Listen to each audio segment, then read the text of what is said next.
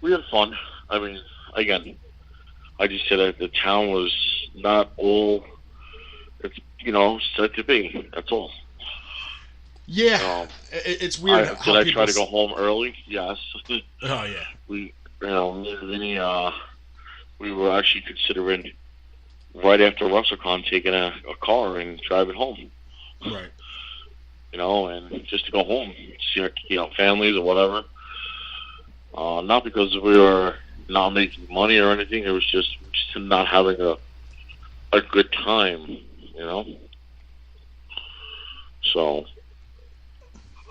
but I mean, yeah, no, overall, I agree with that. I mean, it's you want to have an overall good time. So you want to have you want obviously your fan interaction to go great. You want your business to go great. But when you're where you're staying and your nightlife is kind of like shitty, it does ruin half your experience. And well, I mean, in my case, it was more of okay, business is done. Like, let's get home. right. You know what I'm saying? It's like, I took vacation time. I took days away from my family and kids. I could have been enjoying some of those extra days that I was there for nothing.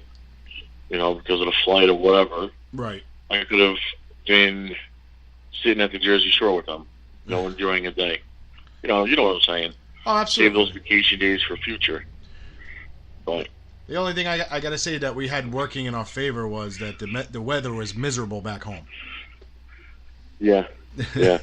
So, I mean, not that it was great in New Orleans. I mean, it was like one day it was Yeah. like 60. It was pretty much 50s to 60s, but it was like 30s and snowing and raining at home.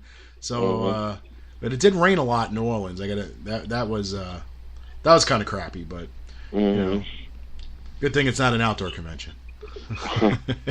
Oh yeah.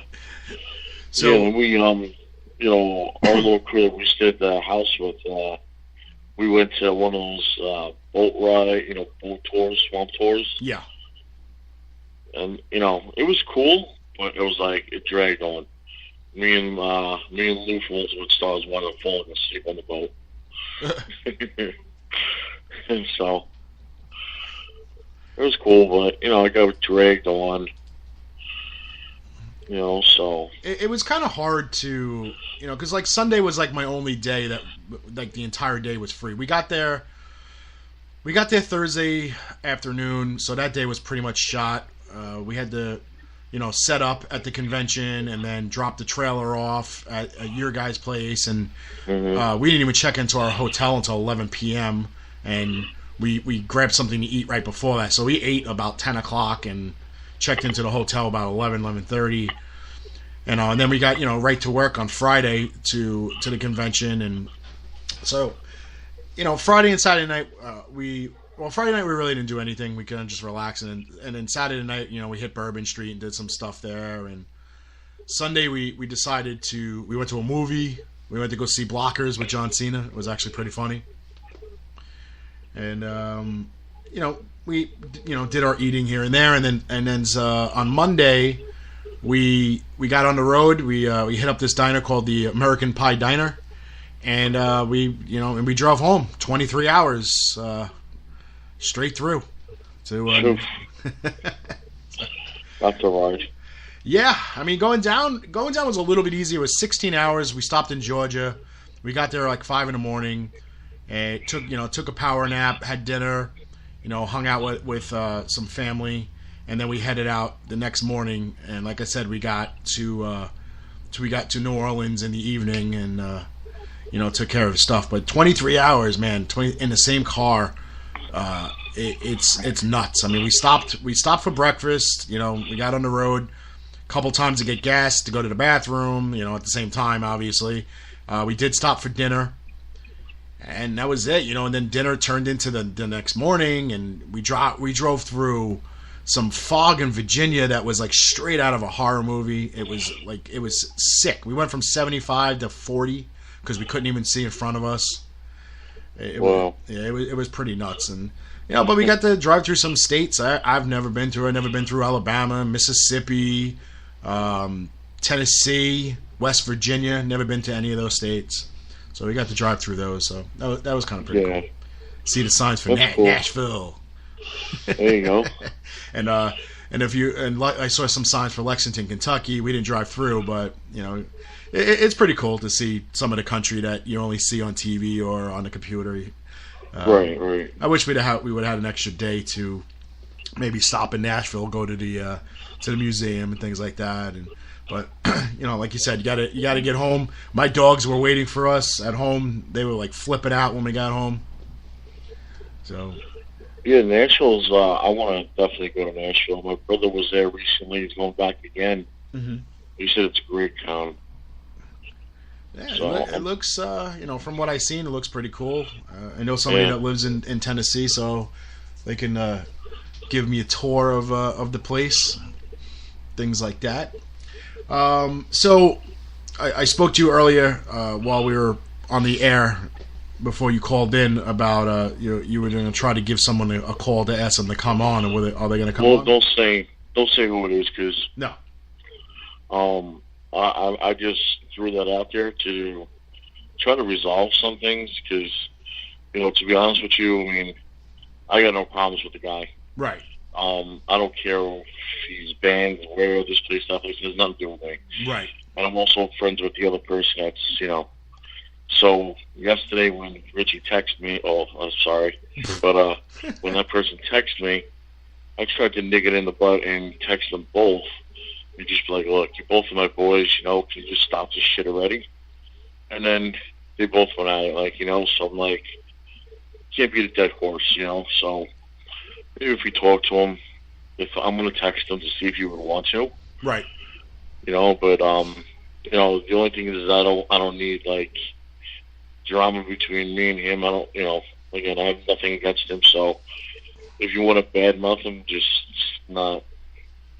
No, I don't know what. Me personally, I don't, not that I don't have issues. I've had issues with him in the past. I mean, whatever issues he has with that other person is between them two. Not my problem. Mm-hmm. So. All right, so if you want to just, I'll text him now, see if he answers, and then go from there. All right, cool. So we're going to take a commercial break, so we'll be back in a couple minutes, folks. The following announcement has been paid for by the New World Order.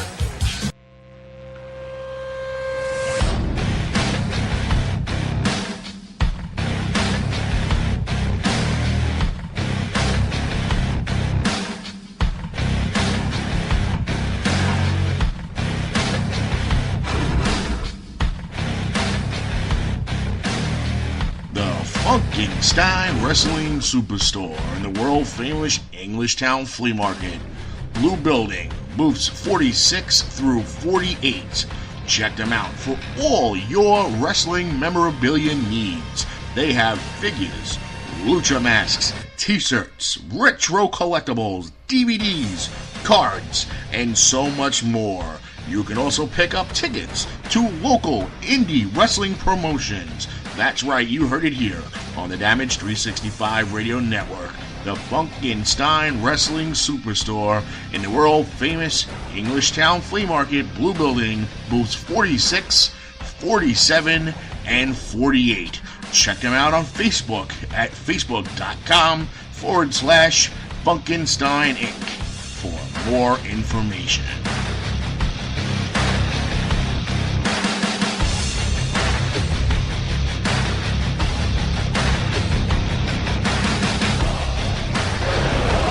This is Eddie Edwards, one half of the Wolves, and you are listening to Damage 365 Radio, where the hunt is on.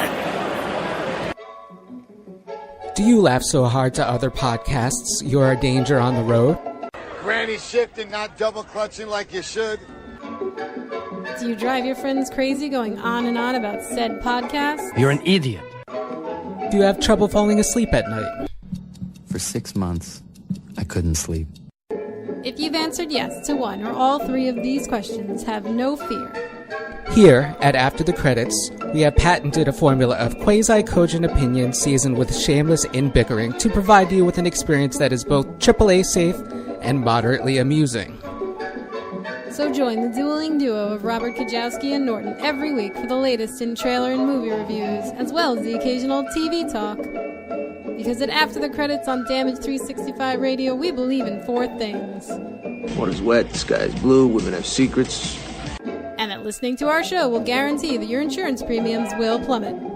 Neither Robert nor Norton can legally ensure a smooth experience on the road. Some drivers are chess monsters. Additionally, neither After the Credits nor Damage 365 Radio can legally guarantee any insurance premiums will go down. After the Credits, however, can be heard on the iHeartRadio app available through Google Play and iTunes. This is Lanny Poffo, formerly the genius full of glory and renown. You are listening to Damage 365 Radio.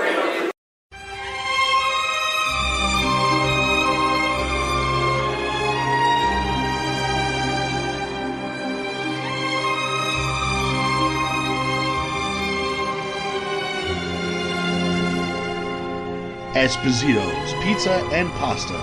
Check us out at one of our fine locations, 930 Route 34 in Matawan, New Jersey, or 233 East Main Street in Manasquan, New Jersey.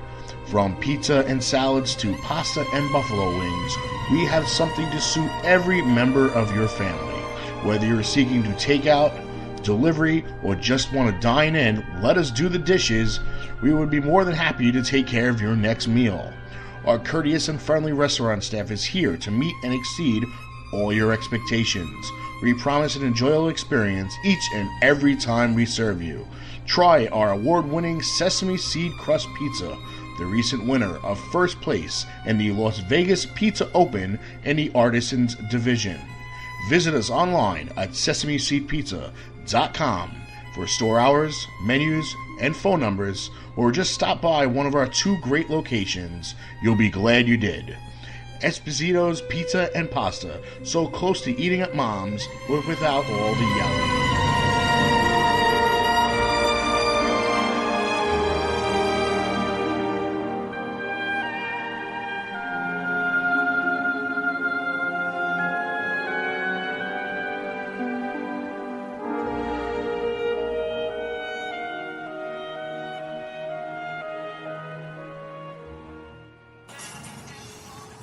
This is former WWE superstar Damian Sandow, now known as Aaron Stevens, and you're listening to Damage 365 Radio. Keep it tuned. You're welcome. The following announcement has been paid for by the New World Order. Hey everybody, this is Ted DiBiase, the $1 Million Man, and you are listening to Damage 365 Radio. And remember, everybody's got a price for the $1 Million Man. All right, we're back, ladies and gentlemen. Thanks to our sponsors, of course. We're working on bringing in somebody on the show, so we'll see if that happens. Let's kind of get into a different promoter situation that occurred at WrestleMania weekend. It had nothing to do with Wrestlecon, so I don't want anybody to associate one with the other, and had nothing to do with WrestleMania. It was just the timing of the weekend. Okay, a gentleman's name, and I use that term loosely, that has a tendency and a reputation of doing this already.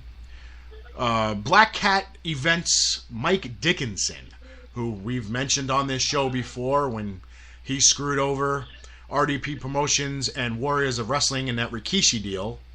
And then last year in Orlando for WrestleMania weekend, he screwed over all the fans when he was supposed to be bringing in Rikishi for an after party at a bar. Canceled it about a month before it was supposed to happen. Never refunded anybody. Then rescheduled it a week later using Brian Lawler. And then a week before WrestleMania canceled it again, not refunding any of the money once again. So, once again, he decided to run another show.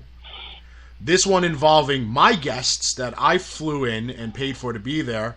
The Impact Knockouts, Rosemary, Allie, Chelsea Green, Sienna, and Alicia Edwards. Okay, when we talked about this gentleman back about a month or so ago, he piggybacked my booking, didn't want to contribute to any of the finances. The girls took care of that. He promised to pay $500 towards their hotel rooms And in